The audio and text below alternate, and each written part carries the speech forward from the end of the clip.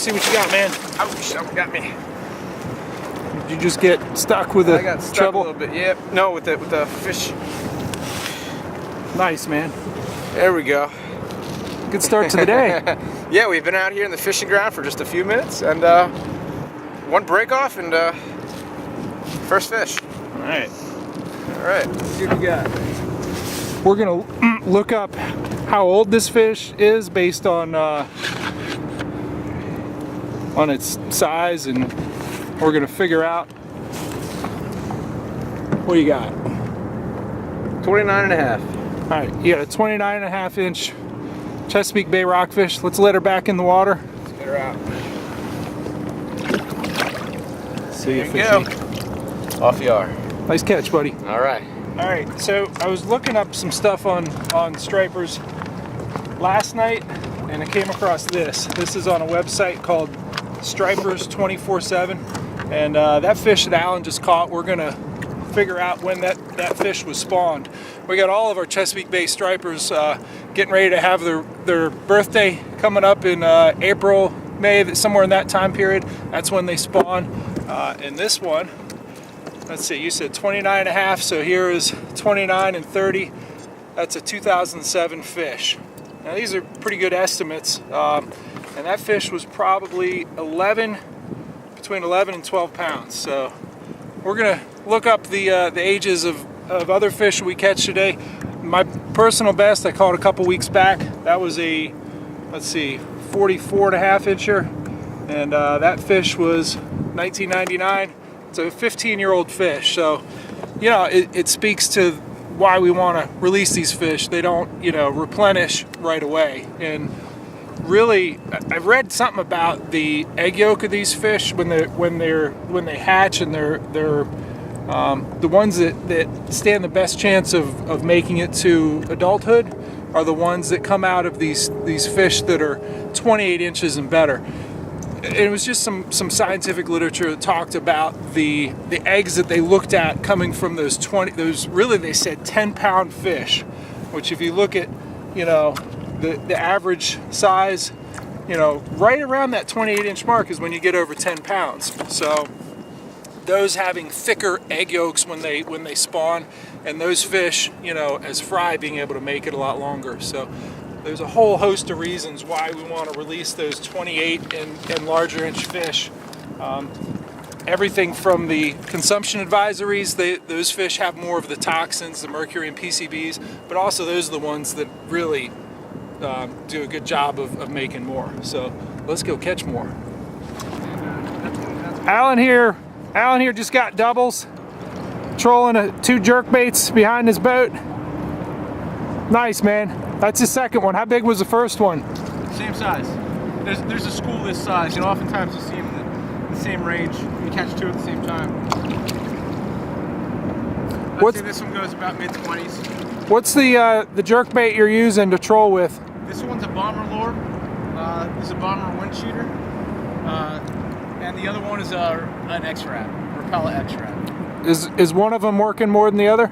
They're both working the same. Both have equally caught. This is the 4th or 5th fish on the day.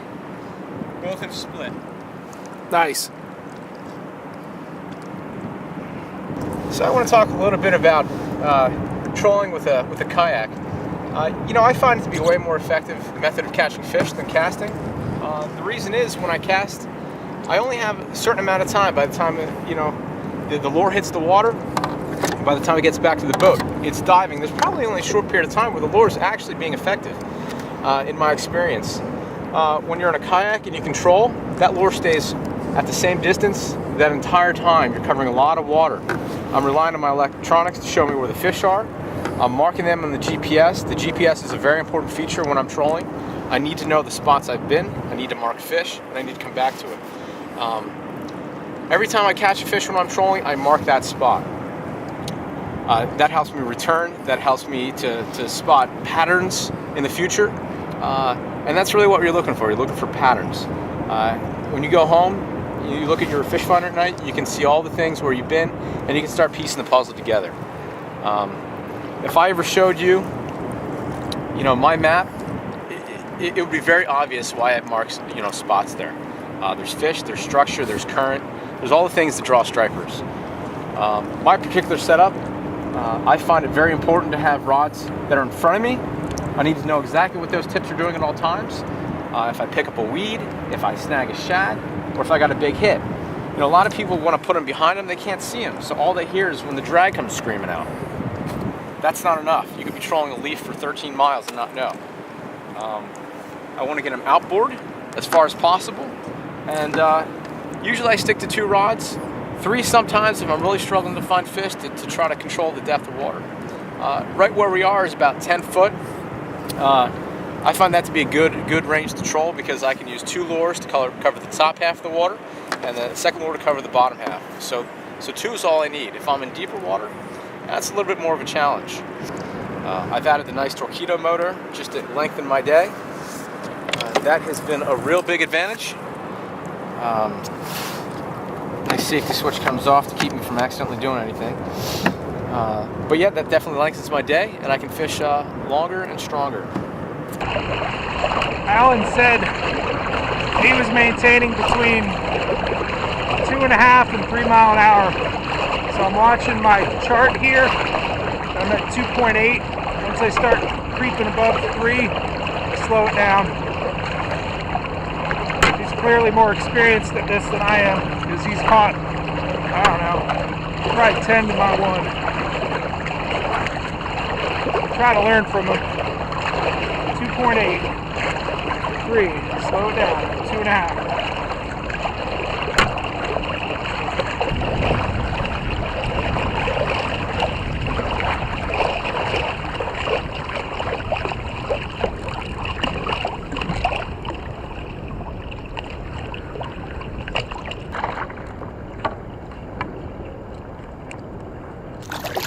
All right. Finally got a pretty decent one here. This one is I don't know, 25, 26 incher. Just trolling. Bye bye, fishy.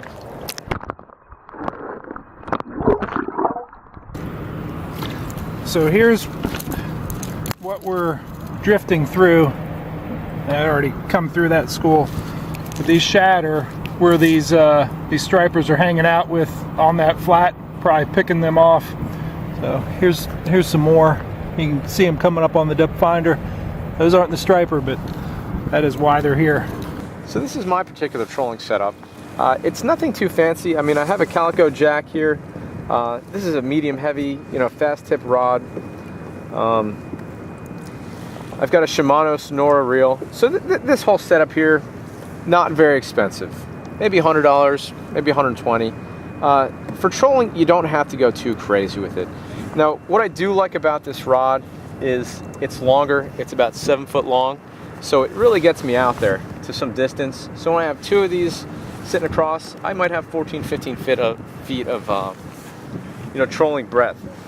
The other thing you may notice, I like to use braid. I want a solid hook set when I'm on a fish. But what I do is I have that drag relatively light. But don't let that fool you, because when it's really coming through all those guides, it's much more stress than you think. So really lighten up your drag more than you think you should, just so you don't pull the hook out of the fish's mouth. If you do all those things, you will get a nice solid hook set and you'll catch some fish.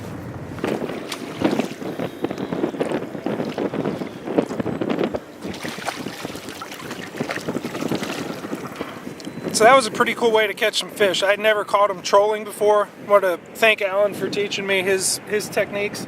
So you want to give us a wrap up on the day? Well, the wrap up of the day was we launched around 11 o'clock or so to catch the second half of the day. We trolled southward. That was a good direction. We caught some fish straight away. We followed that up down a little shad ditch and continued to pick up fish until we found a sheltered area, fished out a little bit, caught some 30+ inch fish, made a round trip, and we're back at the beginning again. So this is where I think we're going to wrap up before the sun quits on us. My takeaways were one, that I need to set up similar to what Alan has here. I have a rod holder, but I had a couple fish that just just bent it over. So I've got that on order. Concentrating on the right speed, that seemed to be pretty critical. Also making sure that we were on bait fish. We ran over bait fish. The striper were right in there on these flats, really in the ditches that the current comes through, you know, coming off these flats that probably just drain them out with each tidal swing. So get the right setup, get the jerk baits out there, and get your speed down pat. So thanks, man. Hey, no problem. It's a good day. So I'm excited to have caught my first, I think at the end of the day, with 5 or 6 fish, with a new tactic for me anyways, which is trolling from the kayak. Alan has certainly done this a lot more, and it shows. He got probably 25, 30 fish, including several breaking 30 inches that I didn't get any footage of, but saw from a distance. He really knows his stuff. Here's a synopsis from where we found them. And this is a good pattern for early spring flats trolling for striped bass. The first thing you want to do is to find the bait fish on your depth finder. I did that.